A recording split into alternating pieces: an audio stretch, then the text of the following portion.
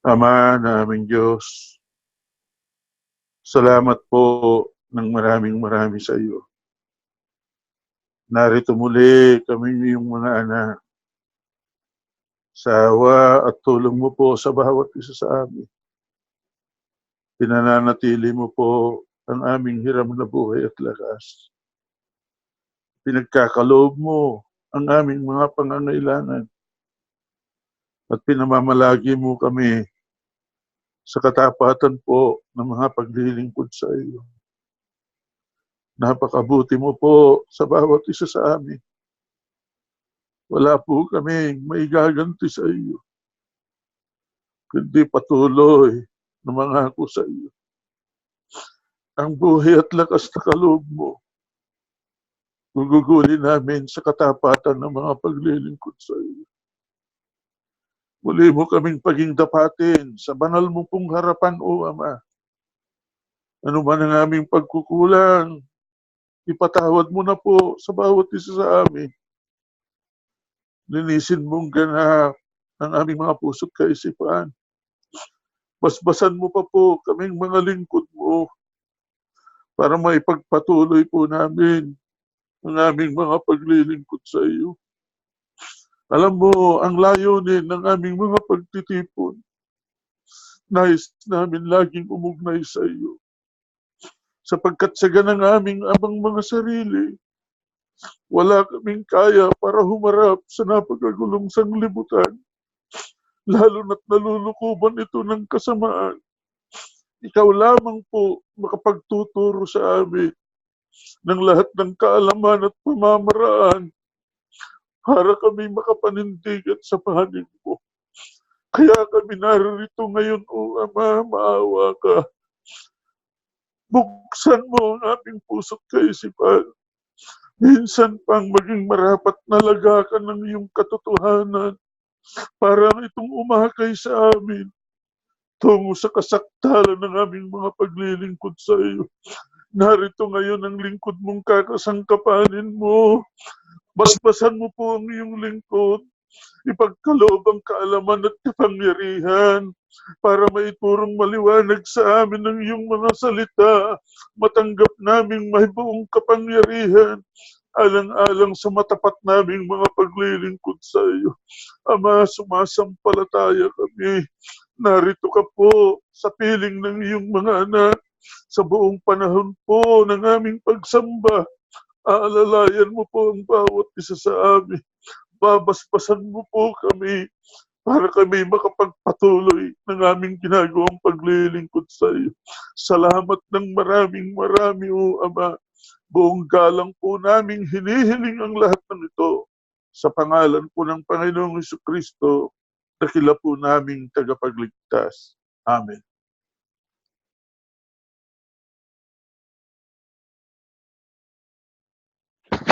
Mga kapatid,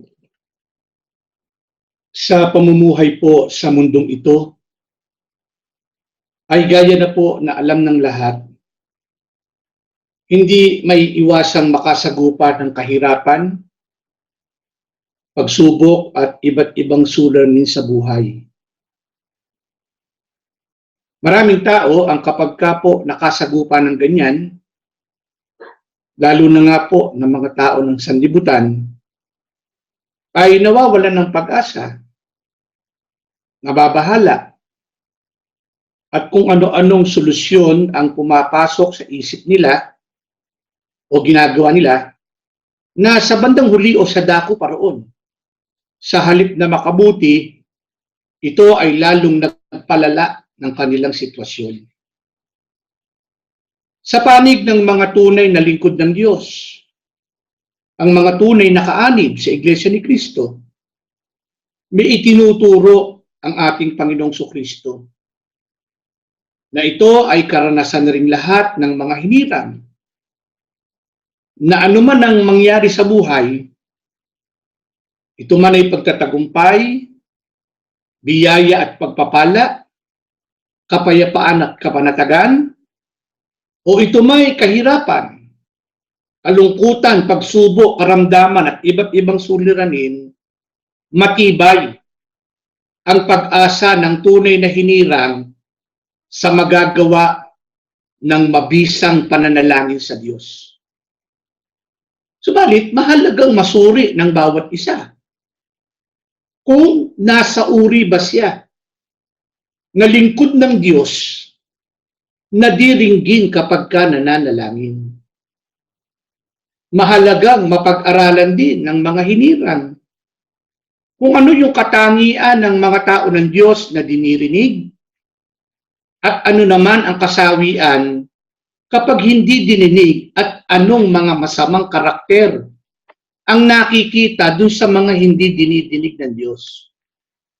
Ang dapat pang matutunan ng mga lingkod ng Diyos ay objektibong suriin ang sarili. Kung sa lahat ng panahon ay nasa uri siya na pakikinggan ng Diyos kapag ka siya ay nananalangin. Alamin po muna natin, sino po ba nagtuturo na dapat laging manalangin ang mga lingkod ng Diyos at bakit? Dito po sa Lucas 18:1, ganito nakasulat sa banal na kasulatan. Isinalaysay ni Jesus ang isang talinhaga upang ituro sa kanila na dapat silang laging manalangin at huwag mawala ng pag-asa. Sino po ang nagtuturo na dapat manalangin ang mga tao ng Diyos? Ang ating Panginoong Hesukristo. Bakit po dapat laging nananalangin ang mga lingkod ng Diyos?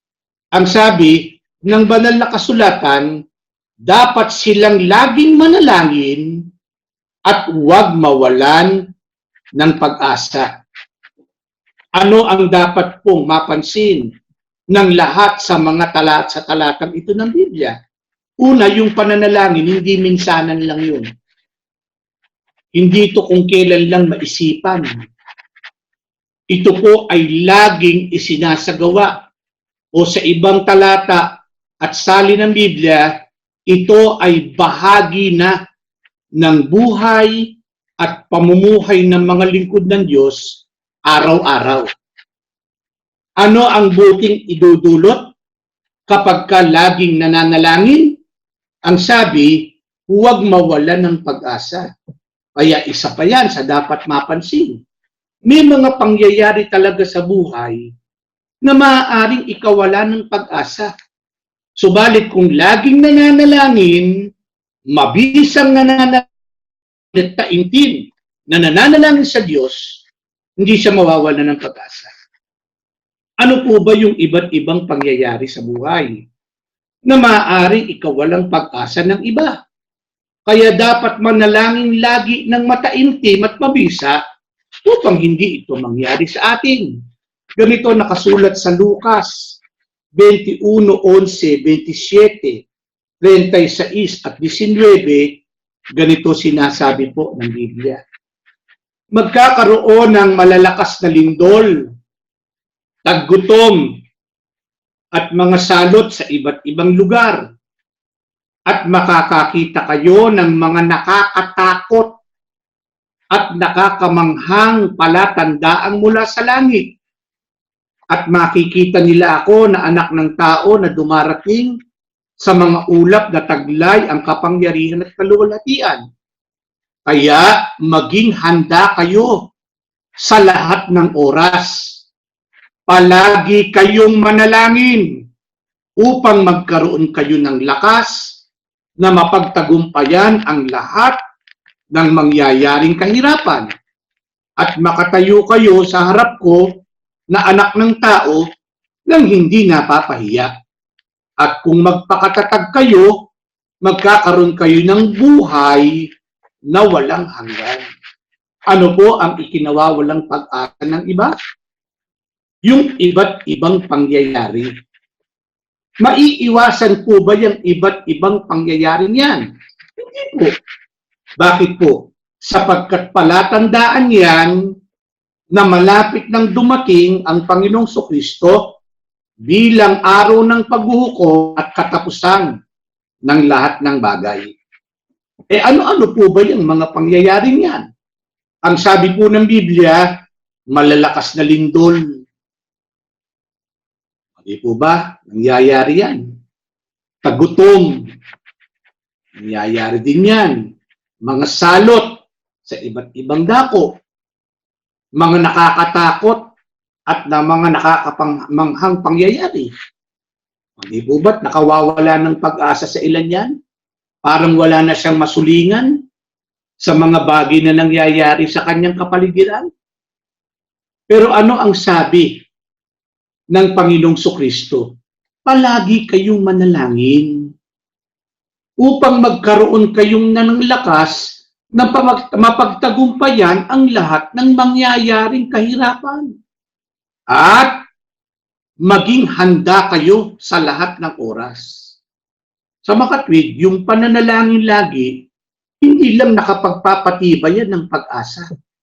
Yan ay isang paghahanda upang anuman ang mangyari, manatiling matatag at magkaroon ng buhay na walang hanggan. Maligtas ang lahat ng mga tao ng Diyos. Kaya gaanong pagtatalaga sa pananalangin ang ginagawa ng mga tunay na lingkod ng Diyos. Sa awit 116, 1 hanggang 2. Minamahal ko ang Panginoon pagkat ako'y dinirinig. Dinirinig niya ako sa dalangin ko at hibik. Ako'y kanyang dinirinig tuwing ako'y tumatawag. Kaya nga't habang buhay ko'y sa'yo lagi tatawag. Gaanong pagtatalaga sa pananalangin ang ginagawa ng mga tunay na tao ng Diyos? Habang buhay, nananalangin siya sa Diyos. Sa ibang talata pa nga ng banal na kasulatan, bahagi ng pang-araw-araw na pamumuhay ng mga lingkod ng Diyos ang pananalangin. Mula sa pagmulat niya sa umaga o pagkagising niya, nananalangin na siya. Bago siya kumain, nananalangin siya. Bago umalis, papunta sa alinmang dako siya pupunta, nananalangin siya. Pagbalik niya mula sa kung saan man siya galing, nananalangin siya. Bago siya matulog at pansamantalang magpahinga, nananalangin siya sa mga pagkakataon, sa mga pangkapulungan, panggrupo, o halimbawa pangsambahayan, o manakanakang mga meron siyang personal na inilalapit sa Diyos, ay nananalangin siya. Bahagi ng buhay yung pananalangin. Ito sana ang siyang maging panuntunan ng lahat ng mga lingkod ng Diyos. Manalangin palagi. Subalit, panalangin na mataimtim. Pananalangin na tunay sa puso. Pananalangin na bunga ng mabuting budi. Ito yung panalangin mabisa. Kalakip ang matibay na pananalig sa Diyos, ang pananampalataya, mabuting loob, at mabuti ang pamumuhay. Ito yung panalangin mabisa na dinidinig ng Diyos. Sino halimbawa po niyan? Na laging nananalangin sa Diyos, mataimtim, at ano ang patotoo at pinatunayan sa kanya ng Diyos, bunga ng kanyang pagtugon sa taimtim at mabisang pananalangin at pagtupad sa kalooban ng Diyos. Puntahan po natin ang kasaysayan sa pamamagitan ng pagbabasa sa banal na kasulatan dito sa Daniel, sa 6:10, ganito nakasulat.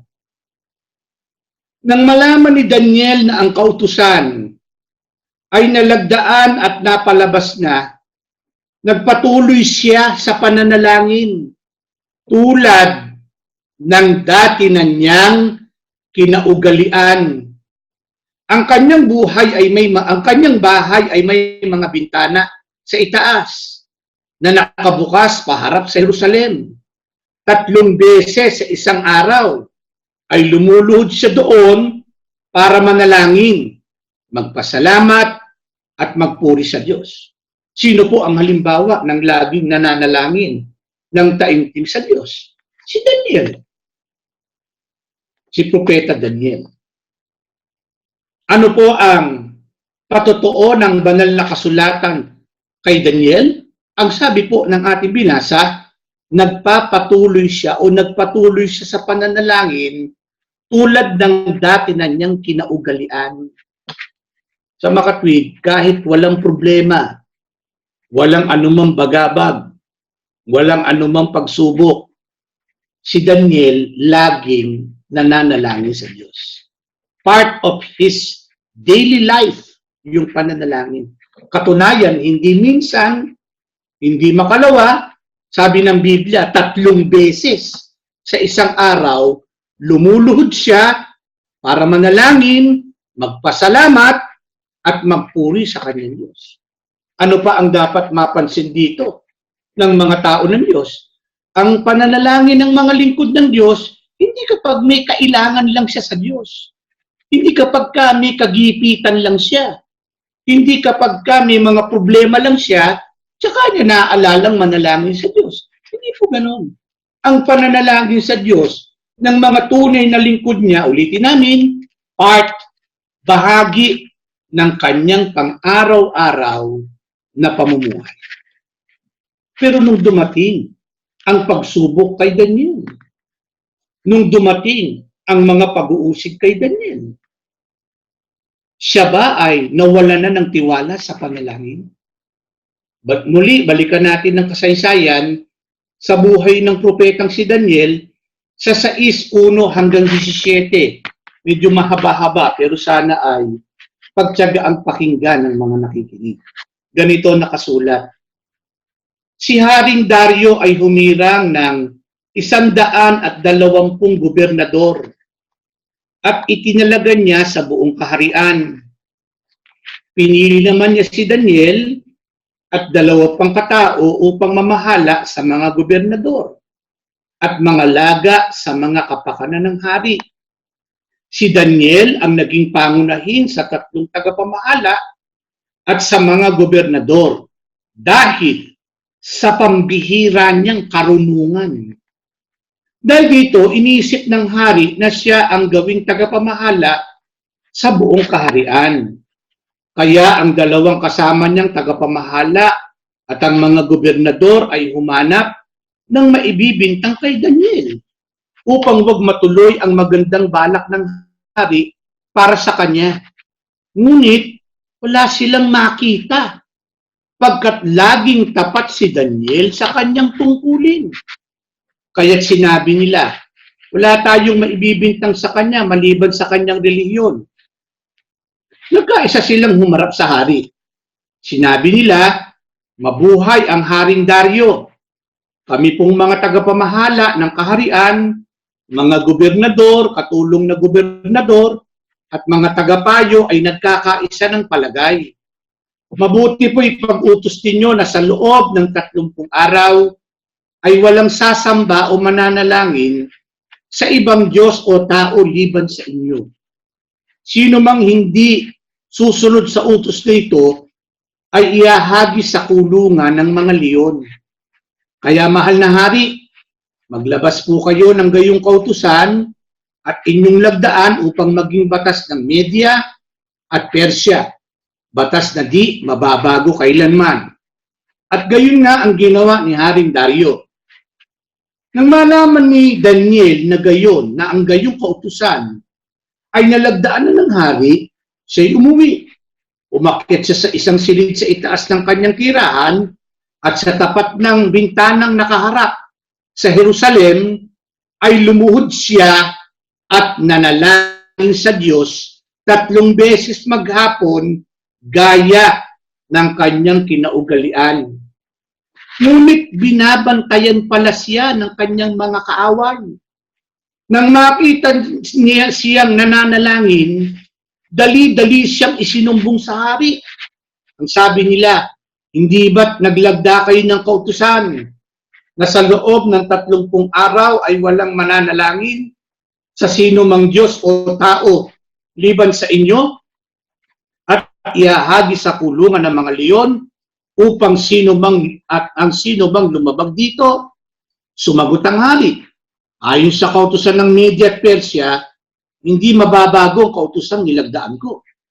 Sinabi nila, "Mahal na hari, si Daniel po na isa sa mga bihag mula sa Huda ay lumalabag sa inyong kautusan at 3 beses pa po kung manalangin araw-araw." Nang malaman ito ni Haring Dario, nabalisa siya at maghapong iniisip kung paano maililigtas si Daniel. Nang magkakaroon uli ng pagkakataon ng mga kaaway ni Daniel upang lumapit ang mga ito sa hari at sinabi, "Alalahanin ninyo, mahal na hari, na di maaaring baguhin ang alinmang kautusan sa Media at Persya. Dahil dito, iniutos ni Haring Dario na ihagi si Daniel sa kulungan ng mga leon. Ngunit sinabi niya rito, naway iligtas ka ng Diyos na pinaglilingkuran mo ng buong katapatan. Ang pintuan ng kulungan ay tinakpan ng isang malaking bato. Tinatakan ito ng pantatak ng hari at ng kanyang mga ministro para hindi mabuksan ng sino man." Ang binasa po ay kasaysayan sa naging pangyayari kay Daniel. Marami na po na nakakaalam ng ukol sa kasaysayan ito. Lalo na yung mga handog sa iglesia na panahon pa ng pagsamba ng kabataan ay tinuturo na itong kasaysayan ni Daniel. Lamang may ilang bagay na meron po kaming gustong ipapansin sa lahat. Una, si Daniel pinagtiwalaan ng hari hindi dahil sa sip-sip si Daniel o ipinresinta niya yung sarili niya kay Haring Dario. Hindi ganun. Kung napansin natin ang nakasulat sa Biblia, dahil anya dito inisip ng hari na siya ang gawing tagapamahala sa buong kaharian dahil sa pambihira niyang karunungan. Sa makatwid, hindi bunga ng pagsipsip o paglalangis yung ginawa ni Daniel, kaya pinagtiwalaan. Hindi. Ang naging dahilan ay yung pambihira niyang karunungan o talent. Talent ang dahilan kung ba't siya ang pinili ng hari. Isa pa, hindi ipinresinta ni Daniel yung sarili niya. Hindi self-appointment, kundi ang sabi ng banal na kasulatan, inisip ng hari na siya ang gawing tagapamahala sa buong kaharian. So yung hari ang nag-isip, yung hari ang pumili at hindi ipinresinta ni Daniel yung kanyang sarili. Pero ano ang kapansin-pansin? Talagang may mga mainggitin at mayroong mahihilig sa intriga. Yung dalawaan niyang kasama na tagapamahala at mga gobernador humanap ng maibibintang kay Daniel. Nagse-set up ng ano kaya maibutas natin dito. Masyado ng sikat to Masyado na itong pabida. Pero ano rin ng kapansin-pansin? Walaan niya silang makita. Pagkat laging tapat si Daniel sa kanyang tungkulin. O sana napansin ito ng lahat ng nakikinig. Yung tunay na lingkod ng Diyos, ang focus niya, pagtapatan yung pagtupad ng kanyang tungkulin. Yung mga hindi tunay, mahilig sa intriga yon, mainggitin. O dyan dapat na pagsususuri ng lahat. Di po ba? Yung tunay na lingkod ng Diyos, ang focus niya, matupad ang tungkulin. Yung hindi tunay, ang hinahanap nila, kung ano may intriga doon sa taong may talent, sabi nga, at pinakikinabangan sa gawang mga paglilingkod. Ano ngayon ang ginawa nitong mainggitin? Nag-set up, sinet up si Daniel. Walang makita, tapat sa tungkulin. Sinet up nila, doon siya binanatan, doon sa tungkulin niya. Laging tapat. Ano pa ang dapat natin mapansin? Yung mga maintriga, ang sabi ng ating binasa sa Biblia, sa talatang 15, nagkaroon niya ng pagkakataon yung mga kaaway ni Daniel, lumapit na naman doon sa hari, at sinabi, alalahanin niyo, mahal na hari, di maaaring baguhin ng alinmang kautusan sa Media at Persia. Anong kapansin-pansin pa ron? They're putting the king on the spot, sabi niya. Ginigipit yung hari nga naman pagka nagipit na dahil sa minalagdaang kautusan walang choice kundi ihagi si Daniel sa kulungan ng mga leon. Pero ang tanong, na-stress ba man lang si Daniel? Ang sabi ba ni Daniel, ako, delikado na to. Lagi naman akong nananalangin, bakit nagkaganito pa? Ganun po ba sinabi ni Daniel? Ayos sa binasa natin. Nung malaman ni Daniel na nalagdaan na ng hari yung ganung kautusan, umuwi siya sa kanila at nanalangin sa Diyos. 3 beses maghapon gaya ng kanyang kinaugalian. Ano naman ang ginawa ng mga may hilig sa intriga? Binabantayan anya pala siya ng kanyang mga kaaway. Pero alamin natin, sa resulta, ano nangyari? Nung itong mga taong naiinggit kay Daniel, gumawa ng intriga, gumawa ng issue para mapahamak si Daniel, on the other hand, o sa kabilang dako, si Daniel naman, ang pinag-igi niya pa ay yung pananalangin. Paglapit sa Diyos, pagtitiwala sa Diyos, pagtatapat sa kanyang tungkulin. Tignan natin ang naging end result. Sino napahamak? Sino naligtas? Dito sa Daniel, sa 17 hanggang 29, mahaba-haba po muli. Subalit, pagtsagaan nating pakinggan at napakarami nating matututunan. Kaya sa kautusan ng hari ay dinala agad si Daniel upang itapon sa yungib ng mga leon. Nagsalita ang hari kay Daniel na ang wika, ang Diyos na iyong sinasamba ng buong tiyaga ang siyang magliligtas sa iyo. Kumuha ng isang bato at inilagay sa bunganga ng yungib at kinatakan iyon ng hari ng kanyang singsing at ng singsing ng kanyang mga kagawad nang di na mabago ang kapalaran ni Daniel. Pagkatapos umuwi na ang hari sa kanyang palasyo at buong magdamag di kumain, ayaw paaliw at di makatulog. Kinabukasan ay maagang gumising ang hari at kapag daka ay nagtungo sa yungib ng mga leon. Pagkalapit sa yungib ay buong lunos na sumigaw kay Daniel. Nagsalita ang hari kay Daniel na ang wika, Daniel na lingkod ng Diyos na buhay, ikaw ba ay nailigtas sa mga leon ng iyong Diyos na matyaga mong pinaglilingkuran? Kung magkagayon ay sumagot si Daniel sa hari na ang wika, o hari, mabuhay ka magpakilanman. Sinugo ng aking Diyos ang kanyang anghel at ipininig ang bunganga ng mga leon. Kaya hindi nila ako ginalaw. Palibhasa ay wala akong kasalanan sa harapan niya. At gayon din sa harapan mo, o hari, ay wala akong ginawang masama.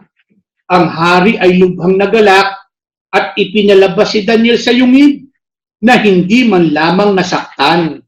Dala ng pananalig sa kanyang Diyos, ipinatawag ng hari ang mga taong nagsumbong kay Daniel at ipinatapon sila sa yungib ng mga leon, 10 ng kanilang mga asawa at mga anak.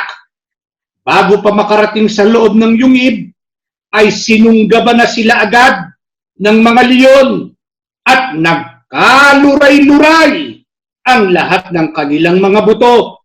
Kaya ang Haring Dario ay sumulat sa lahat ng bayan, bansa at wika na naninirahan sa buong lupa. Lumawig nawa ang iyong kapayapaan. Sa ganang akin ay ipinag-uutos ko sa lahat ng sakop ng aking kaharian ay manginig at matakot sa Diyos ni Daniel, sapagkat siya ay Diyos na buhay at walang pagkasira, at ang kanyang kapangyarihan ay walang katapusan. Siya ang nagliligtas at sumasagip at gumagawa ng mga tanda at mga kababalaghan sa langit at sa lupa. Siya ang nagligtas kay Daniel sa sakmal ng mga leon. Napahamak po ba si Daniel, mga kapatid? Hindi po. Ano ang magkaibang resulta doon sa mga ng intriga, gumawa ng issue, gumawa ng kung ano-anong setup para maipahamak si Daniel.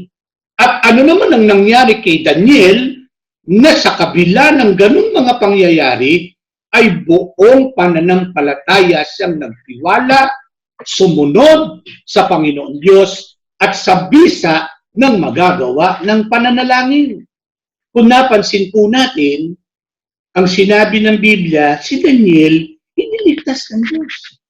Nagsugo ng mga anghel upang itikom yung mga bibig ng leon. Sa ibang talata pa nga, ibang salin, ni galos, walang galos si Daniel. Hindi siya na ano. O sa kabilang dako, ano naman ang sinabi? Mahihilig sa intriga, mahihilig sa issue. Sabi ng banal na kasulatan, hindi pa dumadating doon sa pinakayungib ng leon. Yung mga taong yun, ipinatapon ng hari, sapagkat na-realize ng hari, gumawa lang ng issue sinet up lang si Daniel Kaya ang ginawa ng hari, nung inihaw na si Daniel, doon sa yungib ng leon, ay yung mga gumawa ng intriga, yung mga nagsumbong kay Daniel, nag-set up kay Daniel, pati yung mga asawa, mga anak nila at kapamilya, yun ang pinatapos sa yungib ng leon. Ang sabi ng Biblia, bago pa makarating sa loob ng yungib, sinunggaban na sila agad ng mga leon at nagkaluray-luray ang lahat ng kanilang mga bukid. Ano ang leksyong dapat matutunan? Kahit sino pa umintriga sa mga tunay na lingkod ng Diyos. Ang mga tunay na lingkod ng Diyos, ililigtas ng Diyos yan. Lalo't mataimtim at mabisang nananalangin sa Diyos. Lalo't tumutupad sa kalooban ng Diyos. Yung may hilig sa intriga at kung ano-anong issue, yan ang napapahamak. Yan ang napapahamak. Hindi lang dito sa kasaysayan ni Daniel. Sa iba pa, simula hanggang sa dulo ng Biblia. Yan ang talagang napapahamak. Yung mga kung ano-ano ang pinalalabas hanggang sa magkagulo-gulo yung mga hinirang. Yan ang mga napapahamak, mga kapatid. Sapagkat kailanman ang Diyos, hindi Diyos ng kaguluhan. Ang Diyos, Diyos ng kapayapaan.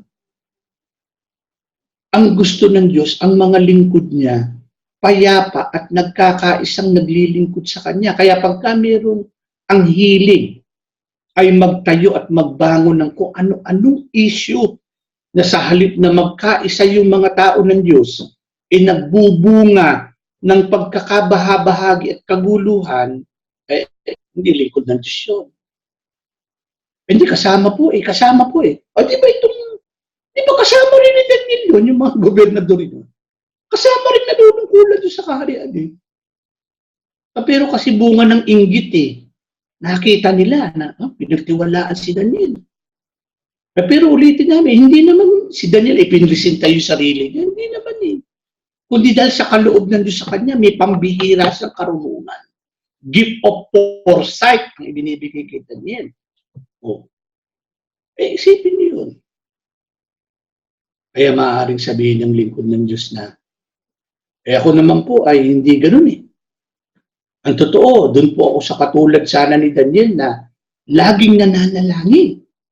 Pero bakit po kaya parang wala pa rin sagot sa akin? Alamin naman natin, sinong nanalangin at humingi sa Diyos na hindi rin sinasagot ng Diyos? At bakit kaya? Ganito naman po nakasulat sa Santiago, 1:6-7. Ngunit kung hihingi, dapat siyang manalig at huwag mag-alinlangan. Pagkat ang nag-aalinlangan ay tulad ng alon sa dagat na itinataboy ng hangin. Huwag isipin ng taong iyon na tatanggap siya ng anuman sa Panginoon. Bakit po hindi rin tumatanggap ng kanilang hinihingi yung ibang nananalangin? Sapagkat nag-aalinlangan. At kapag ka nag-aalinlangan, ang sabi ng banal na kasulatan, mag-isipin ng taong yaon na hindi na diding tatanggap siya ng anuman sa Panginoon. O isipin po natin yun. Iisipin, huwag isipin anya, natatanggap siya. Sa mga kapatid, kapag ka nananalangin, dapat buo ang pagtitiwala. Ang sabi nga ng kapatid na Iranyo Manalo, nung nabubuhay pa, dapat buong buo ang kumpiyansa sa Panginoon Diyos. Yun ang terminong ginamit ng kapatid na Iranyo Manalo. Buong buo ang kumpiyansa o pagtitiwala sa magagawa ng ating Panginoon Diyos. Ito ang dapat masuri ng lahat. Buo ba ang pagtitiwala sa Diyos? O baka pagkatapos manalangin ang sinasabi niya sa sarili niya, teka, bigay kaya ng Diyos yung pinanalangin ko. Pagkaloob kaya yun? Kung ikaw mismo hindi ka sigurado doon sa hinihingi mo sa Diyos, nag-aalinlangan ka paano ibibigay sa iyo yung hinihingi mo? O maaaring sabihin po ng iba, ako naman po talagang tiwalang-tiwala po sa magagawa ng panalangin. Ako po talagang naniniwalang lubos sumasampalataya po ako. Pero bakit parang hindi ko pa rin po natatanggap yung aking hinihiling? Pakinggan naman natin ang sagot ng banal na kasulatan sa Kawikaan 28:9. Ang taong ayaw sumunod sa kautusan, ang dalangin niya hindi nakikinggan.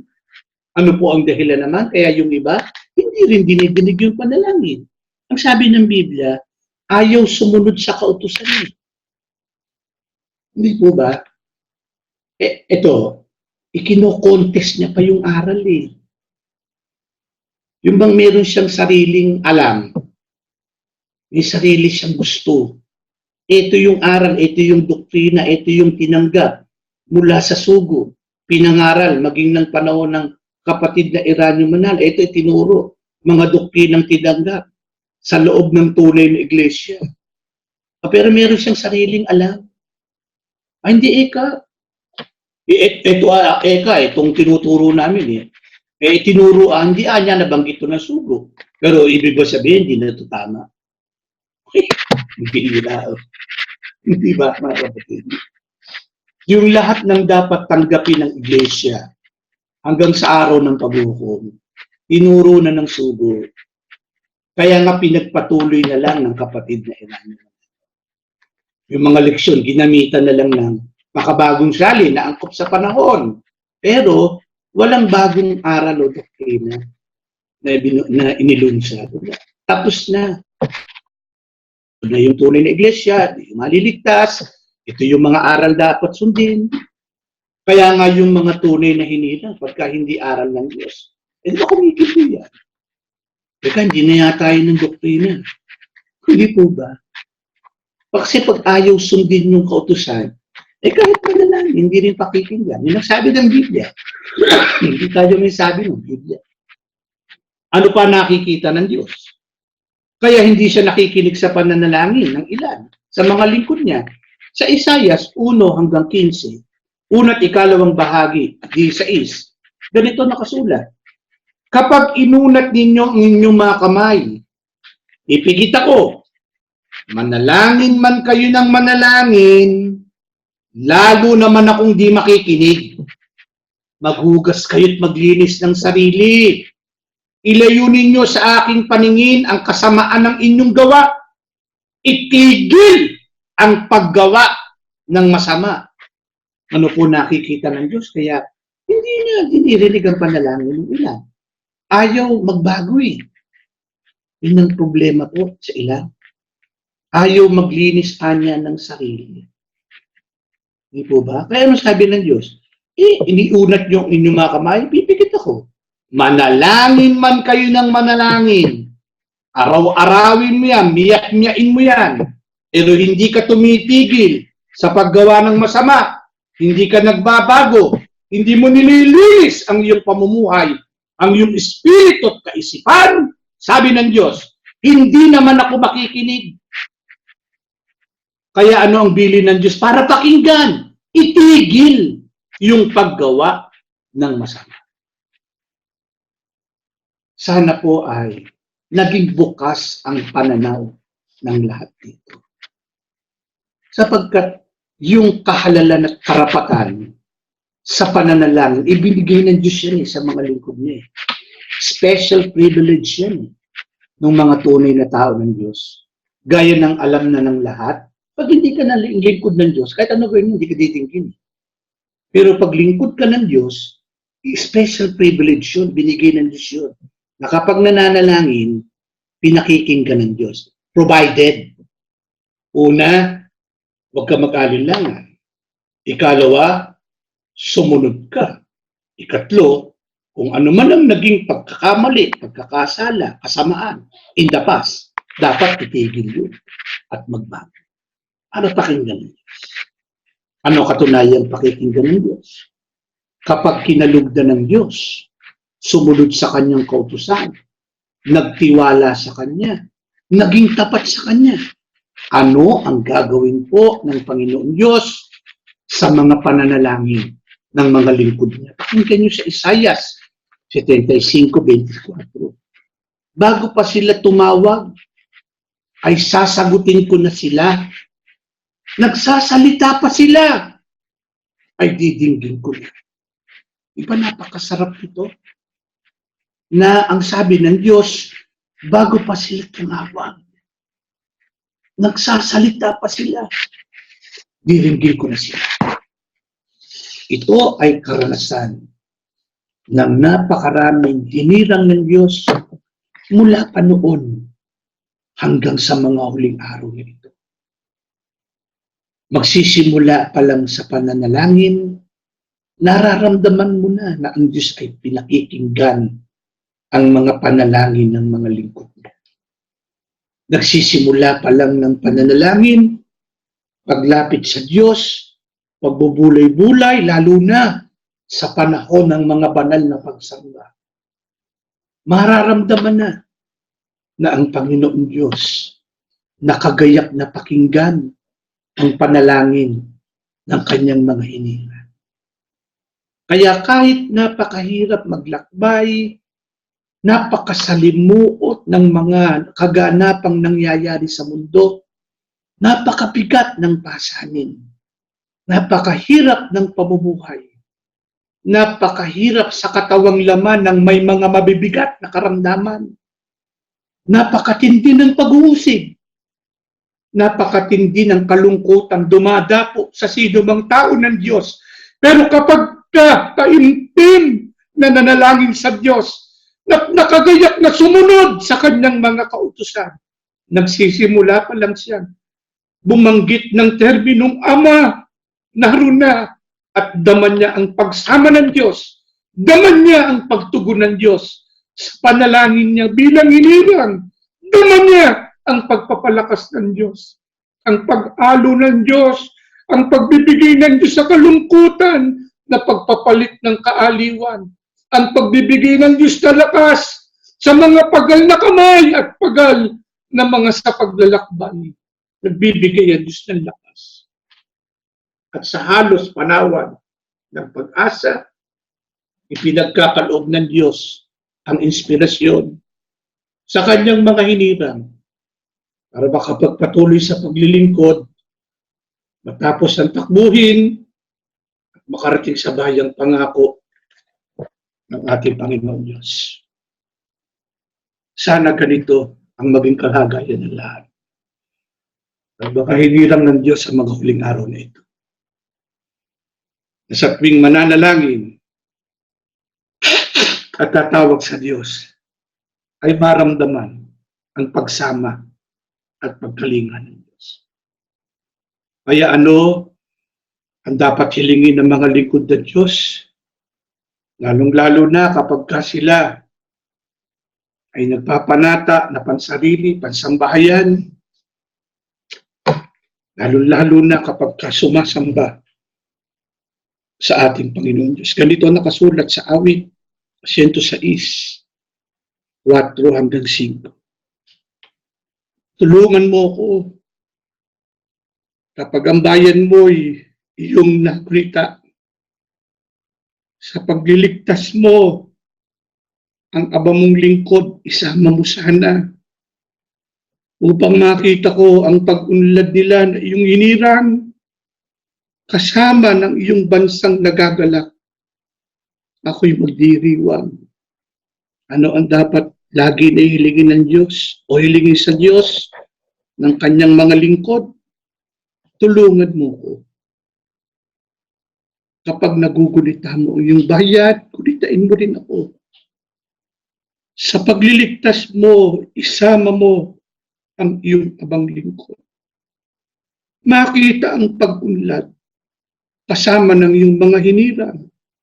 Magdiriwang sa pagliligtas sa kapakanan ng kanyang mga hinirang. Ito sana lagi kasama sa panalangin at pakikiusap ng mga lingkod ng Diyos. Sige po, tayo tatayo at tayo mananalangin. Panginoon, po namin Diyos, salamat po ng napakarami sa iyo. Bahagi po ng buhay ng mga hinirang mo ang pamalagi ang pananalangin sa iyo. Pananalangin buhat pa nang matawag ang iyong mga anak sa banal mong iglesia. Ito ang isa sa mga pangunahing doktrinang tinanggap ng iyong mga hinirang. At ang lalong napakasarap sa iyong mga anak ay kapag ka nananalangin po sa iyo, ay damang-dama na nakaantabay ka sa pakikinig.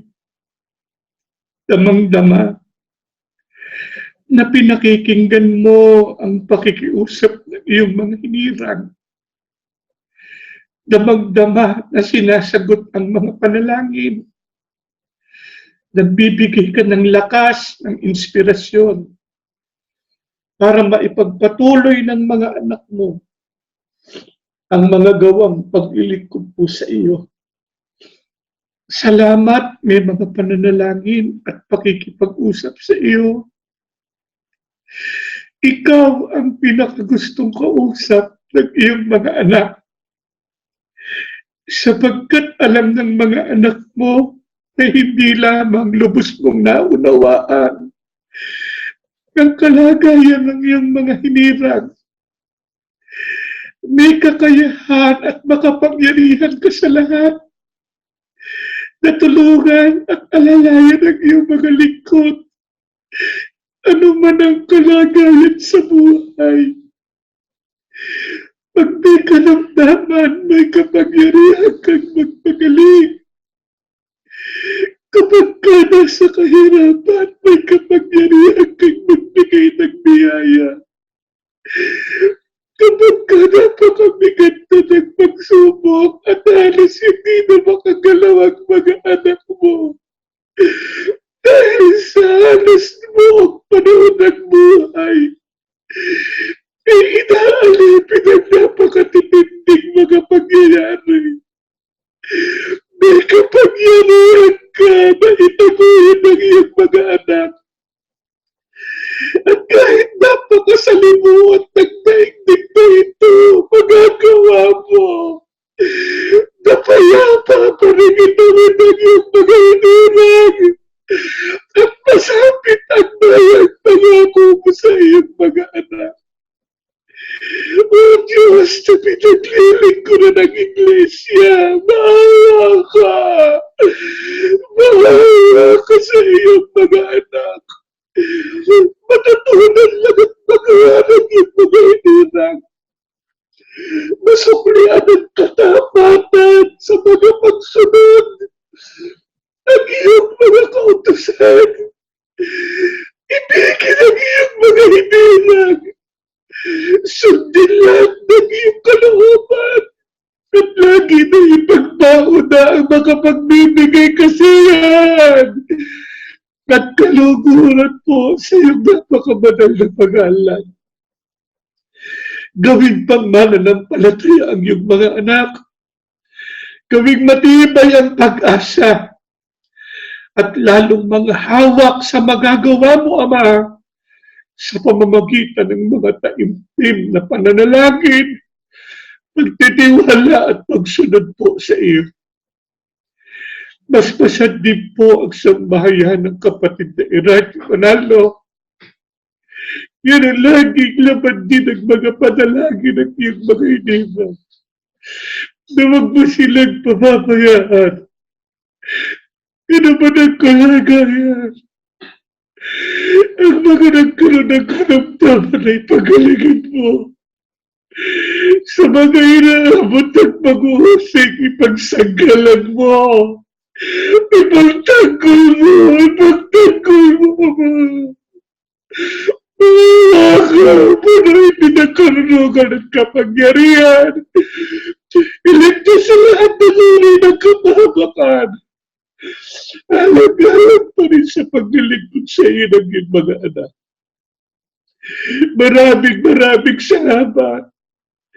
At sumasampalataya ang mga anak mo, ikaw muli. At ang gawad ng mas yung mga hininang saan mang panig ng daigdig naroroon. At mananatili ang pagmamahal mo at pagkalinga mo sa iyong mga hininang. Pakiugday lagi na sa diwa at layunin ng pagsusugo mo po sa mga huling araw na ito. Ang lahat po hinihiling sa ngalan po ni Jesus, dakila po naming tagapagligtas. Amen.